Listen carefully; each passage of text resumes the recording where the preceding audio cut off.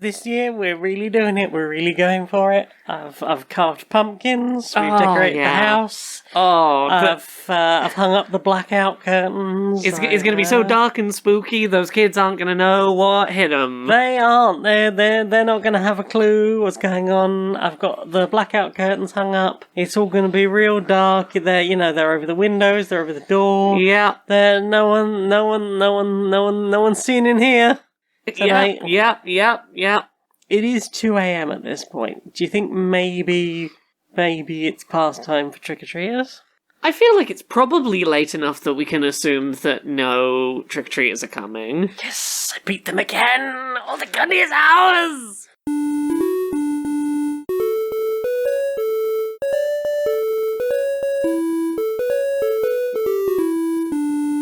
Greetings, strangers, queer and pleasant. I'm not Laura Kate Magnet-Dale. I'm not Jane Aerith Magnet-Dale, and welcome to another episode of Queer and Pleasant Strangers. It's a podcast for two queer trans women, that's us, we're wifey types, talk about media we've consumed in the week, and do silly voices and skits, and one of us is very sleepy. Yeah. It's a sleepy bean time. Sleepy bean time. You've been doing so much work. I've been doing... And also staying up till 2 a.m. playing Veilguard. I mean, I have been doing that, but also I've been doing what? I've not played Veilguard for 2 days because I've been being good doing other work. I know. I've been so well behaved. But we can't talk about the other work. No, but we can talk about the... Talk about the Veilguard then. Yeah, we're just doing things we played this week because that's all I've done this week is played things. Shall I start with Veilguard? Shall we talk about that? Sure, start with Veilguard. Yeah, so last week was a wild week because 2 different video games released that I am in the credits of. We talked about Life is Strange Double Exposure when the first 2 chapters came out in preview a couple of weeks ago. I will talk about the remaining chapters of that in a little bit. Spoilers. There's more chapters. But also, I finally, after 4 years, got to say, hey, I worked on Dragon Age the Veilguard. Yeah. I can't say a lot at this second about what I did on that game. You made sure there was yogurt in the game. I know, I've seen your credit. It said for cultural consultancy. Yeah. And therefore, you were in charge of the yogurt, which I assume there was plenty of, and that the yogurt was very gay. I am a cultural consultant, which I've been telling people what that means is any time in Dragon Age that you see some culture, I did that. Yep. So, culture, dead culture. That building looks a little bit Art Deco. That's an architecture style. Architecture is culture. Yep. I did that. Yep. I did you could argue anything is culture. So I made the whole video game. A culture can live anywhere, even in video games. Exactly. So I'm going to talk about Veilguard with the caveat up front, I worked on it, and therefore you can't believe anything I say. I'm a dirty, biased liar who's lying and biased. That being said, I think the thing I can say that will probably convince you that I am being genuine of my praise of it, if anything will, is, as you pointed out, the fact that the first 4 days after it came out, I was up until 2, maybe 2:30 in the morning every single day. I played 32 hours in 4 days. I only didn't play more because I had other work things I had to juggle as well. At the weekend I was spending my mornings doing other work and then getting back into Dragon Age. Yeah. I have not wanted to do anything but play Dragon Age in big 8 to 12 hour sessions since it showed up. And that's not the kind of thing I would be doing if I wasn't enjoying this game. I managed to do a whole day of my computer science course because you were like, well, I'm hard focused on the thing I'm doing for work and Veilguard. Yeah. And oh no, I hit a mild inconvenience in this work project I'm doing back to Dragon Age. Yeah. Dragon Age, I'm having so much fun with it. I'm glad. It's not going to be for everyone. I can see some changes that are going to be hit and miss for people.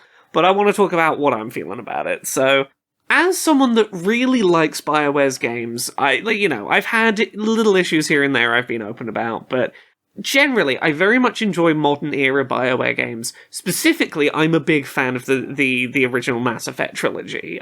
The Dragon Age setting and world and characters I've always really loved, but it's been a series that has felt unsure of whether it wants to be a big, sprawling, open-world RPG, a tactical strategy game, a real-time action game. It's been a lot of things and struggled to find a place with them. And I think that Veilguard has really zeroed in on a direction for Dragon Age, and has addressed a lot of the things that I personally think were weaknesses in Dragon Age Inquisition, the last game a decade ago. So, big things that I struggled with Inquisition. That game starts by, like, giving you very little plot introduction and then throws you into a big open world full of a lot of go and collect 10 of this and defeat 6 of that. Busy work side quests where it's very unclear how many of them are actually important or relevant. Right. And it doesn't give you a great sense of when you can move on from that area and do other things. And it's very, like, there's a lot to be doing all of a sudden. People joke about the fact that, like, so many playthroughs of that game and never leave the hinterlands, the first area. But also, I would argue a weakness with Inquisition is that it takes a good, like, 15, 20 hours to introduce, like, the villain, the threat, and to start, like, letting you bond with the other party members, which I would argue is the best bit of Dragon Age Inquisition, is when you start getting, like, the personal companion storylines and the opportunities to really get to know these people you're adventuring with. Yeah. That has always been BioWare's strength in my eyes. It's the thing I love about the Mass Effect games, is getting to know your crewmates. Veilguard very much gets on top of those things that I struggled with Inquisition. It starts by very quickly throwing you to a cool action set piece and getting to the idea of, here is what the big end of the world threat is, the big dramatic threat you're going to deal with. You know it, the stakes are set. And then spends most of its runtime being... Mass Effect 2 is maybe my favourite BioWare game, and that had... Maybe its, like, third act was... We're going in for a mission, and we're probably not going to survive, we're probably going to take some casualties. For these people to be really ready to commit to giving it their all, knowing they might die, they need to, they got to do the loyalty missions. They've got to know that they haven't got any regrets holding them back, anything where they're going to go, no, I have to shy away from the risk of dying because I haven't finished this yet. No regrets. Yeah, and this takes that portion of like Mass Effect 2 and turns it into the full game. This is a full game length, like, go and do multi-part, big, long companion quests that run through basically the whole game, that are much expanded in scope to the point that they feel like little stories where, like, that companion is the protagonist of their own adventure. You get to go on with them over multiple big cutscene heavy new locations to visit, narrative sequences to go do with boss fights that feel like their own, like, self-contained cool stories. And some people, I think, are not going to like the fact that, like, you have to have a little bit of suspension of disbelief of the fact that the end of the world threat has been established and you are going to spend a lot of time going and doing your party members' friendship things. They do some stuff, I think they maybe leave it a little long, but they do some stuff to go, this is why it is really important to get these people on side. It very much like the loyalty missions in Mass Effect 2, it is, if these people are going to be focused on the task at hand, there is some stuff that needs to be dealt with.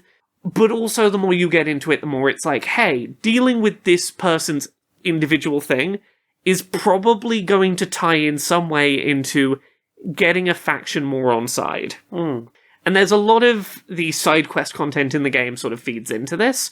Very little of the side quest content has felt at all filler work. It's all been stuff that has, like, even if it's run to this place in the city, run to this place in the city, run to this place in the city, do a fight, it'll be, here is a unique storyline we've set up for it, and, like, maybe we're tracking a cult that's been doing ritual murders around the city, and, like, for this mission, yeah, sure, I'm running from place to place, but I found another dead body, and I'm looking and reading notes and following blood trails, and that mechanic won't show up in any other side quest, because it's like, there's a lot of side quests that feel like more narrative thought was put into them, other than here's a mechanical thing to do. Often that have, like, lots of voice-acted cutscenes going on in them. I'm waffling, I know, I got so many thoughts to try and work out how to verbalize. I think that it's really good that this game is, like, pretty linear for a while at the start to really make sure it's gotten as many of its plot hooks in as possible before going big and open, in that it's like, before we let you loose with things to do, we're going to make sure that, like, you've gotten to grips, you know what you're doing, and you have a sense of like what the game loop is going to be when we let you free. All of the side quests feel tangibly written to, like, oh, I completed this side quest, I can see how that's going to help this faction in this community, and I can feel the vibe of this will help us eventually deal with the big problem. Yes. I really love the suite of companions this time round. Usually in a BioWare game, there's at least one companion that I go, if the whole team gets in a big fight and I have to make a decision that's going to piss someone off, usually I'm like, yeah, I don't mind pissing you off. If I got to piss someone off, it's you.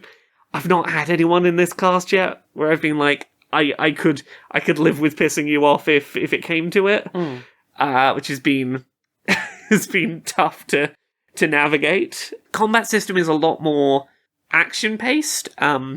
Lots of fast dashes and dodges around. More of an emphasis on doing things in real time. I know some people are not going to dig that, but as someone that very much enjoys the sort of God of War style action RPG with here's my toolkit, my little customizable toolkit, but I'm also just doing my dodges and throwing my attacks out, I've been having a lot of fun with that combat. That game seems purpose-designed to piss off the right wing, and I'm very happy with the sheer number of ways in which I've been, like, very pleased with it not pulling its punches, which has been nice. I mean, Dragon Age has always been pretty queer, right? It's always been pretty queer. You know, it's always been pretty queer for its time. I think this has pushed the boat out a little bit in ways I'm happy about. Excellent. I love these characters, and I love this world, and I played for like 4 days straight, and I'm maybe halfway through, maybe, and I'm already thinking about, okay, well, if I replayed this, what would I do differently? What faction would I play as instead? Who would I romance? What would I do differently? It's been a while since I've played a BioWare game where I've been not even halfway through and I'm already thinking about, yeah, but when I restart, how will I do this? And it's good to feel that way about a BioWare game again. And obviously, you know, biases being what they are, but it feels good to be excited about a BioWare game again. What was the last big BioWare game? Was it Andromeda? Mass Effect Andromeda, yeah. That was a while ago. Yeah, Mass Effect Andromeda and Anthem were the last two. Oh, Anthem. And I forget which order they were around, but Anthem, I can't tell you anything other than there were mechs in it anymore. I don't remember anything about Anthem. Mass Effect Andromeda, I enjoyed more on a second playthrough once I had sort of calibrated my expectations better of what to expect from it. But I still think I think a lot of its problems were very similar to Inquisition's problems. It was too full of stuff that you can be doing, but should you be doing, that impacts the pacing, and you're like, yeah, but what if later on it's going to turn out that because I didn't 100% this area, something's not going to go right for me later. I'd better do it just in case. Busy work. Wasn't Andromeda the one with a really clumsy trans character? Yes, it was. It was the one. Hi, I know we've only just met, but I don't want to reveal my trans status to you. I mean, it was worse than that. Hainley Abrams was the trans character who was like, hi, I've decided to go from the Milky Way to the Andromeda Galaxy, never seeing my friends and family again, because I'm trans. I know this is the very first conversation we've ever had, but I'm trans, and I wanted to get away from a galaxy where people knew I was trans and knew my dead name, because if I get a fresh start, you know, I can just know you're trans, yeah. You don't know your dead name. No. Well, we were about to. Oh, no. Yeah, so it was, I can just be a woman and no one will see me as a trans woman, they'll just see me as a woman. Anyway, I'm trans, here's my dead name. The dead name that I'm supposedly moving from the Milky Way to the Andromeda Galaxy to get away from so no one can ever call me it again. Let me just tell you it. It was patched after criticism. She will now only tell you she's trans after, like, a lengthy quest chain of getting to know her and getting close to her, and she doesn't tell you her dead name anymore. Yeah, no. Look, BioWare has had some missteps with trans rep in the past. Krem in Dragon Age Inquisition was pretty good if you put aside the fact that he was played by a cis woman. If you put aside, like, the fact that the player has agency to be transphobic, and the characters who should care about that and should, like, go, no, like, the trans man character, Krem, is, like, super besties with Iron Bull, one of the romance options. You can be transphobic about Krem to Iron Bull, and that does not make... Iron Bull will not... I don't know much about Iron Bull, but I feel that's... Oh, big trans ally Iron Bull. He might verbally chastise you, but it doesn't say Iron Bull disapproves of this, and it doesn't make romance with Iron Bull off the table. Like, if you were going to have the option to be transphobic about Krem, if you weren't going to remove it, my suggestion would be, go, cool, Iron Bull will never date you now because he knows you're a transphobe. Right? So, yes. BioWare has had, like, Krem, undeniably a really big step forward for trans representation in video games, not without flaws. But there's good queer shit going on in the new one, and that's cool. And I'm enjoying watching everyone shit themselves about it. Yeah, or just gush about it. Yeah, but yes, I can't say much more without digging into spoilers. But God, there have been some painful choices to make and some really good dramatic, like, turning points in the narrative so far that I've really dug. And I'm finally getting to the point where I'm starting to get to a couple of the conclusions of some of the companion quests, and yeah, I'm really falling for this game. This game's great. Bias, but I'm loving it. Yeah. In the last month, we have tested our new anime character to bring Christianity to the youth. Yes, how's that going? Well, I think we should probably check online and we should see how Luce is doing. Let's see, how is our little friend doing, bringing religion to the world? You know, just good sharing the word of Christianity, I'm sure. Okay, it seems like people are redrawing Luce. Well, that means people care about the art, I suppose. Indeed, yes, people care about the art. There's, Luce seems to be in some trouble, possibly some sort of betentacled demon here. Oh, fighting off the Lord, the enemies of the Lord, I suppose. Indeed, fighting off the very devil itself with its tentacled arms. There's a lot of this. In this one, Luce seems to have gone into the back of the washing machine, I suppose, to get to Bible and prevent it getting in the wash accidentally. Indeed, but is now stuck in there? And here is Luce being held by a young man with very large hands. Very big. Hugest hands. Too big of hands. I think someone needs to work on their proportions, perhaps. I am... None of this seems to be serving the Lord. I mean, the Lord works in many and mysterious ways, and I'm sure it is not for us to question. The important thing is that people have clearly accepted the Luce, although there does seem to be some strange guidance I am understanding. I'm seeing a lot of references to Luce Rule 34. Perhaps we should look into that. Oh no, we should not have looked into this. No. Oh, quick, no. I need holy water on the modem immediately. Mamma mia. Oh, right. Sorry I'm late in again today into the office. Sorry about that, boss. It's just the third time this week. I promise it's all very legitimate delays outside of my control. You see, the traffic coming over from Thetis is just absolutely crawling, just stuck in traffic. Is that near Guildford? Yeah, near enough. Right. And there's just been the Blight's been making it really tough to stay on task, and you know how it is. The what? The Blight, that's been sort of spreading. Like the potato? The Blight. The Blight's been really like getting in the way of everything, and Is this a video game?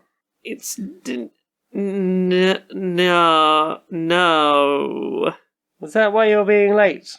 You seemed very excited for weeks leading up to last week, and now you're being late to work a lot, and suddenly I'm getting these excuses about blight. These are very legitimate, real things that have kept me away from work, and Okay, fine. Theta stands for the Dragon Age setting. The THEDAS, the Dragon Age setting. I think we're going to have to talk to HR. But how will I support the Veilguard now? I have literally no idea what any of that means. What about you? What have you been playing this week? Oh, me? Yeah. Sorry, I waffled for like 20 minutes there. That's good. I played some some Vampire Survivors Ode to Castlevania. I played some of that too. That's out. I played some little bits of that in between other things. Yeah, you got a couple of runs of that in. Yeah. So this is more Vampire Survivors. It's a new DLC. It's about the same price as most of the other DLCs, as far as I can tell. Maybe a little bit more expensive, but it is fucking huge. It is a map possibly bigger than any of the previous ones. Mm-hmm. I wouldn't like to say like on a scale versus any of the others, but big, really fucking big. Yes. Bigger than Mount Moonspell, I want to say. Maybe verging on twice as big as Mount Moonspell. I would say so, yeah. Like, on my third run, I had worked out how to get from start to finish. But I still hadn't found all of the secrets. There's still an area I haven't fucking accessed, because I can't work out how to get there. I assume it's going to be one particular character can get through there, and I haven't found that character yet. Possibly, yeah, there's a lot of, like... Because, like, things that set this apart, there is a castle that is a somewhat linear experience to explore, with secrets and, like, locked doors and shit like that, but also a big open area outside. There's a whole number of, like, you'll see, like, skulls on the map, or when you get the map, or magic circles on the floor. If you stand on the magic circle, a boss will be summoned. You fight the boss. But it might reveal an extra weapon, or it might reveal... the first time you defeat them, it might reveal a new teleport location. Because they're so big, you need teleport locations. Yeah, you do. Yes. And, yeah, that castle is, like, a really intricate, complex area to explore. Yeah. It definitely is full of secrets and weird things. It loops back on its place in itself in a few places. There's a couple of bits where you have to, like, walk through a wall. Yeah. Or, like, find something hidden to try and work out how to get somewhere. Yeah. There are a couple of doors that will stay locked until you've defeated a particular boss for the first time. Mm-hmm. Yeah, there is a lot of playability in here. There is a lot of stuff to be exploring, and I'm certainly not breezing through it. But also, there is so much content in this. There is. I think they said there's something like 20 new characters.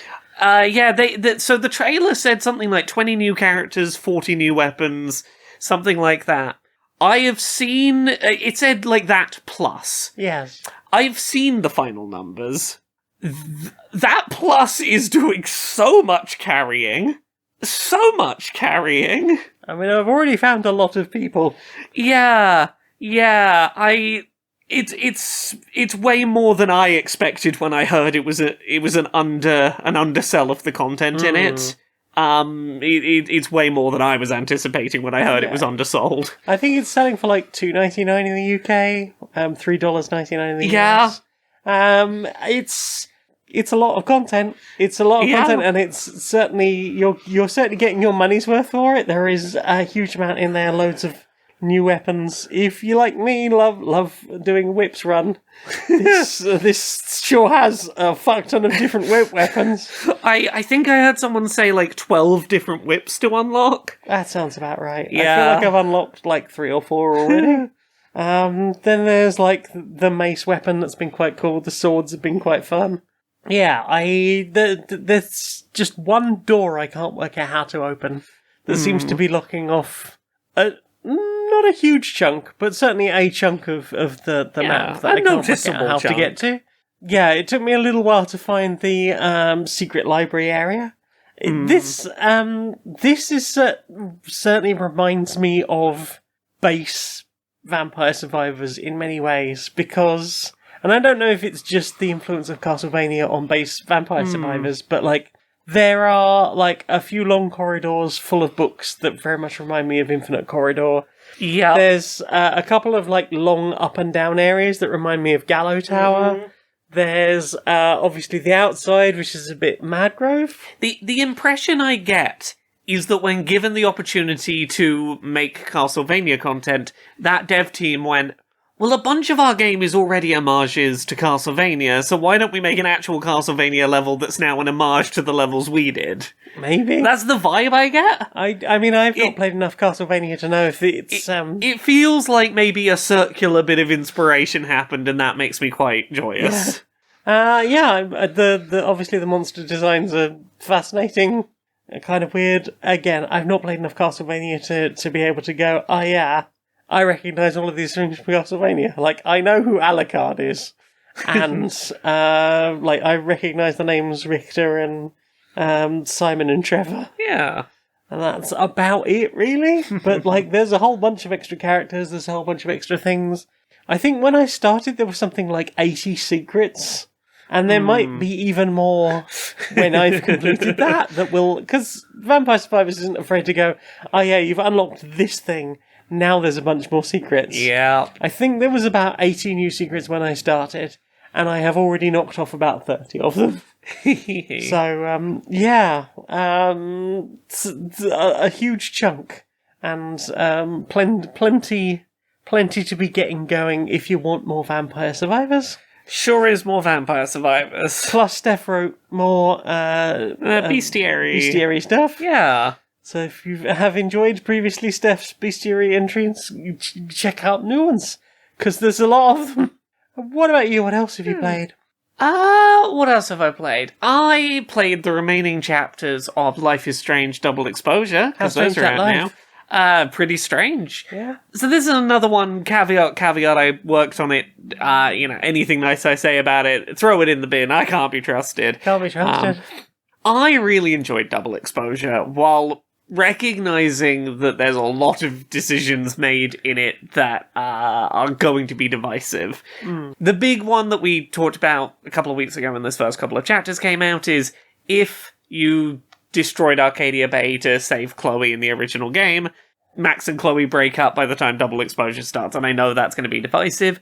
I still maintain that I think that they did a really good job with justifying why that happened and what they do with Max's character as a result to tell a really interesting story.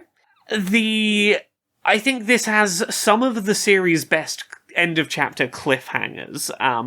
Some truly great, whoa, what the fuck? What the fuck does that mean? Moments that, I really love an episodic game that can really pull those off well. Does it manage to avoid traumatizing people with suicide content? It does. It does. Good. There is some suicide content in there, but you can turn on content warnings as well, which is good. La-di-da, content warnings, yeah. The thing I think will be most divisive, and that I like in theory, but I won't know until I see how it pans out, whether it works in practice, is Life is Strange as a series has always been self-contained stories of one person in modern-day United States gets supernatural powers and has a sort of self-contained adventure. But there is evidence that they're happening in the same version of the United States, because, you might in Life is Strange 2 see a poster about what happened to Arcadia Bay in the first one and stuff like that. So, these are happening in one continuous version of the United States, young adults popping up with supernatural powers. And it definitely feels like acknowledging that bigger picture is going to be a big part of the future of Life is Strange. And I think that's very interesting, but I know that it's sort of like that whole going into the Magnus archives being like, I'm really enjoying this anthology of basically unconnected from each other horror short stories, and then going, it turns out we're doing we're connecting them, and then we're doing a thing of that nature. It can be initially I had that feeling with the Magnus Archives. I had that initial moment of this, I thought we were doing one thing and we're doing a different thing. And ultimately I loved that the Magnus Archives went that more interconnected route. But the thing is, once you start maybe connecting things together, if you make a bad entry in an anthology, that bad entry is connected to the other things because it's Yeah. one bigger thing. So I'm very curious about the future of the series. I like what they did in isolation and what they're setting up, but time will tell how they pay that off. But yeah, I had a really good time with Double Exposure. It was real neat. Don't Yeah. believe any praise I say though. I can't be trusted. No. What about you? What you been playing this week? I started playing a game called the Tartarus Key. Mm-hmm. This is a survival horror alike, but what if a PS1 survival horror was just the puzzles and not the survival bit? Okay. So it's rooms and rooms of puzzles, which are very much like, oh yeah, there's a bunch of things in this case. Press the buttons on this case in the order that they are referenced by the books in this library. What year something happened in this library. Which was fascinating. In fact, they managed to do 2 puzzles out of kind of the same props in that room. I was very impressed. But also if you make wrong decisions, people do seem to be able to die. I thought I'd done all right at that puzzle, but then somebody died. Oh no. There was at one point somebody was being gassed in a room, and I managed to save them in the most bizarre fucking way. It manages to do the horror aspect quite well as well for something that isn't immediately putting you personally in danger. And it does have that lovely PS1. It's doing darkness because the draw distance is so low. Yeah. It's the all very blocky characters, slightly up from Alone in the Dark. Weird faces, weird posing. This unusual house that you're wandering. This seems to be a real thing. We're having a real PS1 resurgence. Yeah. Of slightly jittery images. As was predicted a few years ago, the era of nostalgia for the PS1 and N64 was right around the corner. Oh yeah. Specifically horror and mascot platformers. Oh yeah, I'm ready for the PS2 era to come back. It's been interesting so far. I've generally been playing it on my Steam Deck, which means I've generally been playing it while there's other stuff on TV, so I couldn't tell you about how well the audio is doing for the horror. But yeah, I'm really enjoying the story so far, and the puzzles have been nicely built. Even if, certainly as far as that person dying went, felt a little bit bullshit. But yeah, I'm enjoying it so far. This is another one that Casey recommended, so I keep finding good survival horror-esque games at the moment, usually recommended by Casey, because Casey also recommended Excavation of Hogg's Barrow, which I really enjoyed. So yeah, enjoying it so far, and I will report back once I have got a bit further with it. I'm probably about 3 or 4 hours in at this point, I think. Yeah. What about you? What have you played? It's really... of the stuff I can talk about, it's really just Veilguard. If I'm not playing Veilguard, it's only because I'm doing my work as quickly as possible so I can return to playing Veilguard. That's my life right now. Yep. I might over dinner be like, I can't be asked to move the PlayStation down to move it back up for work, so I'll play some Vampire Survivors on my phone. But it's Vampire Survivor.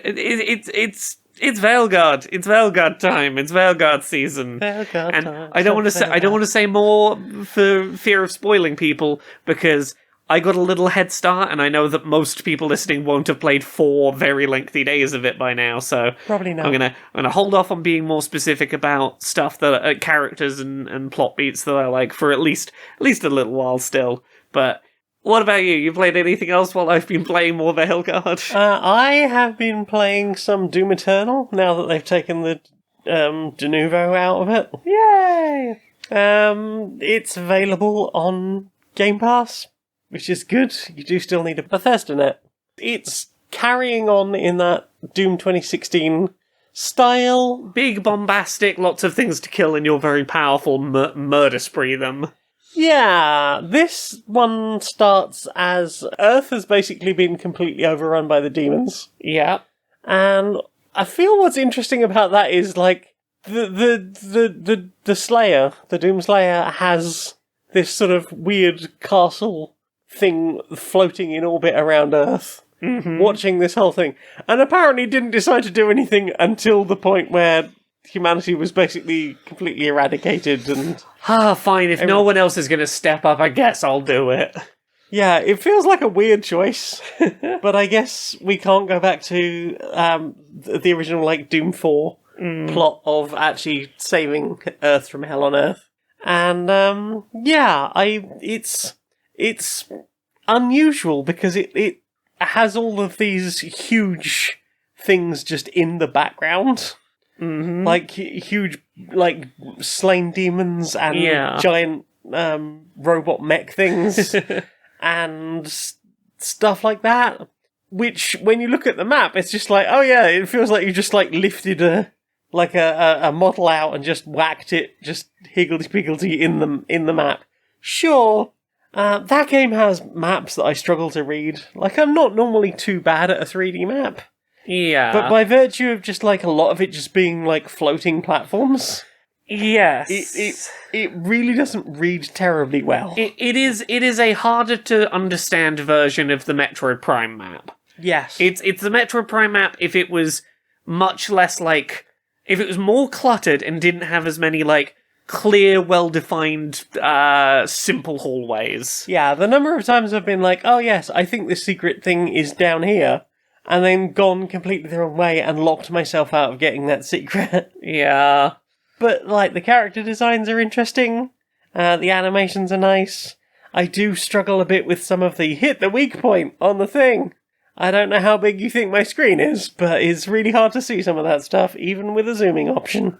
But yeah, it's nice to get in and play more of that. And I look forward to listening to more of it.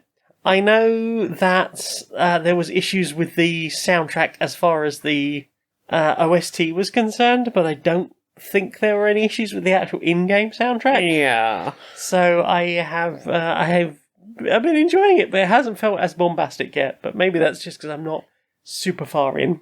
But yeah, I'm glad to be able to finally play it now they removed the fucking kernel level anti-piracy bullshit. And the other thing I played is I replayed through the Beginner's Guide. Oh, yeah. A game that made me very uncomfortable both times I played it. I sort of like basically remembered the plot, and it really isn't until that last hour, not even hour, like last 15 minutes, where the narrator is just sort of going on and on about like their feelings about this. Now, the creator has come out and gone like, yeah, I knew this was going to happen. Yeah. I knew that this was something people were going to think about the game. It is meta-narrative. It is metafiction. It's not real. But I did understand that some people were going to feel... Has he actually said that? Okay, I had never seen him actually say it was not real. He has subsequently said that it is metafiction and that Coda isn't real. And it is basically him. It's all him and the book he was reading. I assumed it had to be, but I couldn't be certain, and I felt really weird and gross. I do wonder if a little bit of that is the autistic sense of justice. Yes, I did have to wonder if that some of that was it. But I thought something that was really interesting was in that same interview where he talks about like people's reactions to it and the fact that it is meta-narrative and absolutely don't, read it that way. But obviously, like, read things into it. Things are meant to be read into it. Yeah. But what he was saying was really unusual was he had expected lots of people to think he was an absolute shyster for what he did, supposedly, in the narrative of the game. But what he hadn't expected was people emailing, because his email is, like, in the narrative of this game. What he hadn't expected was people going, I understand why you did it, like, it's okay. Like, apparently, people had been, like, forgiving him on Coda's behalf. Oh, I don't like that. Right? I don't like that. I was on the complete opposite end of the spectrum. I was working for Destructoid when this came out. I know, you're on the Wikipedia page for this game. Am I on the Wikipedia page for it? Oh, that doesn't surprise me. Yeah, no, I wrote a piece about how I was like, look, I thought this game was fantastic, but I cannot tell... I do not know for sure how much of this is real or not, and I feel gross owning this. Yeah. On the off chance that, like, it's written from the first person perspective of Davy Redden, like, with his voice narrating it. He is saying those things completely straight-faced, and at the time, not willing to address whether it is real or not, and I was like, I don't know that I can comfortably let you have my money, and I feel weird that I simultaneously was like, I want to refund this game, but also, it might be one of the best pieces of art made in years in games. Yeah. And I am a big believer that should be supported, but also, I feel so uncomfortable with you having my money, with me not knowing an answer. Yeah. I remember, like, buying this pretty near to release, possibly even on release day. And I think I streamed it, and at the end of it, I felt really fucking uncomfortable. Yeah. And then, like, because I had, like, I think time had passed, and I remember thinking, like, it was amazing, and I do remember that the end may be a bit squick, but I'll give it another try, and I loaded it up again, and, I looked for any information afterwards for that squick feeling. I was like, I need to know. I need to know for certain, because I do not feel, as you say, like, entirely comfortable about this whole thing. So yeah, I did a bit of digging this week, and I found out the confirmation that it was confirmed as being metafiction. So I don't feel too bad. But yeah, that was my week in gaming. Yeah. At some point, I want to go back and replay that with that knowledge. Now you could feel slightly better about it. Well, that's everything we've played. Well then, time for this. Hey, Laura. Yes? You've got a new sponsor. Who's our new sponsor? Well, do you sometimes have trouble getting up? A little bit, Especially in the winter when it's extra chilly outside. Yeah, I could be warm and snuggled up next to my wife under the blankets and not out in the cold world. Doing kisses, maybe some butt touching. Oh, maybe some butt touching. Maybe some early morning butt touching. Maybe just cuddling and watching TikTok. The outside world is not as appealing as where I am under the blankets, you see. Well, this week's sponsor is blankoff.lol.net. Tell me more. Imagine a Venetian blind, the pulley down blinds. Oh, yeah. Imagine one of those, but, no, that's a roller blind, not a Venetian blind. Venetian blind's the vents, isn't it?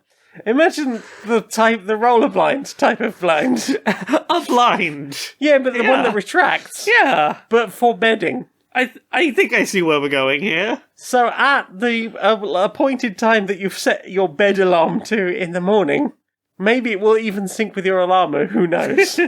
It will just retract all of the covers off you and wind them under the bed so you can't get them back. Oh no. Yeah, now you're all chilly. I mean, your butt's getting cold. That does sound like it will be effective, but it does mean that I would need to go out and actively purchase this week's sponsor. And I'm not sure that I want such an effective getting out of bed method, if I'm honest. Sounds too good at getting me out of bed. I will resent it.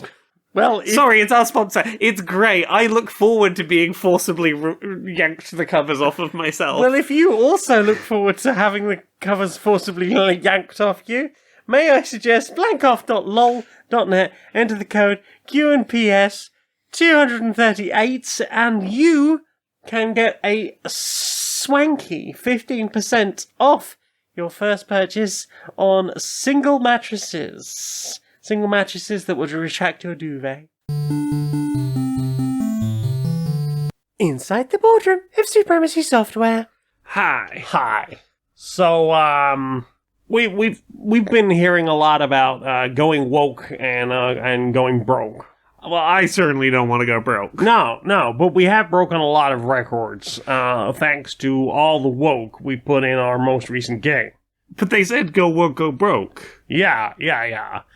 So I think what we really need to do is, like, fork gaming. Okay. You know how, like, we have apparently we have, like, a huge market in queer gaming. That seems apparently so. I am surprised thing. that I was not ready for that news. We have the mobile gaming where we try and milk everyone for everything they've got. I'm going to be honest, I pay zero attention to what mobiles do. Yeah, I mean, who cares, right? Someone here is making mobile games, and I assume we are absolutely rinsing it because that department makes a fortune. Yeah. But what if we could make games for the kind of people who get very angry about the fact that we are making huge amounts of money off of people who aren't them? Okay. Tell me, give me your sales pitch. What are we doing? What are we making? So I want to take it back to like real old school aesthetics. I want huge, burly guys. I want, only huge, burly white guys on the cover and guns. Just guns galore, the hugest guns. You've never seen guns this big before, right? Yeah. And now there's just going to be all these white, muscly guys stroking their guns and holding their guns and caressing their guns. Everyone's going to be glistening, right? Yeah. The burly dudes are going to be glistening. The guns are going to be glistening. There'll probably be some blood involved, maybe, at some point. Lots of shooting, loud noises, and explosions. Yeah. It'll be like rattling your keys in front of a toddler. But with guns and burly men. Yeah, with all their muscles and their shirts off. Yeah. All oily and shiny. Yeah, and I think that will perfectly placate the kind of people who get very angry that the people who aren't them are giving us huge amounts of money to play our games. Just make it so there's only men barely contained by their clothing. That'll probably do it. I am a fucking genius. Yeah, you are. So, Laura, Yes? you do things on the internet. Where can people find the things? People can find the things I do at Laura K. Boss pretty much everywhere on the internet. Things that you can see at the moment.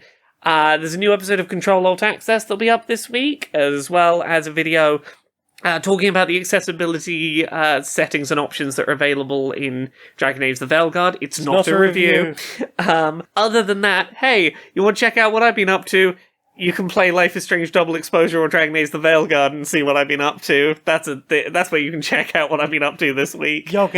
Yogurt, yeah, look out for the cultures. What about you? Where are you at on the internet? Well, I don't have unified branding, but I do have a link tree. It's linktree.ee/Janiac, Janiac. You can find the things I've written, the music I've made, the t-shirts I've designed, all of that good stuff. You can help support me at patreon.com/stonedmonkeyradio. For as little as $1 a month, you can help me justify all the time it spends getting these edited and doing the streams Thursday nights. Come hang out over on Twitch. And, that's pretty much it for me. So, Laura, Yes? will you sing us out, please, darling? Until next time, be a stranger.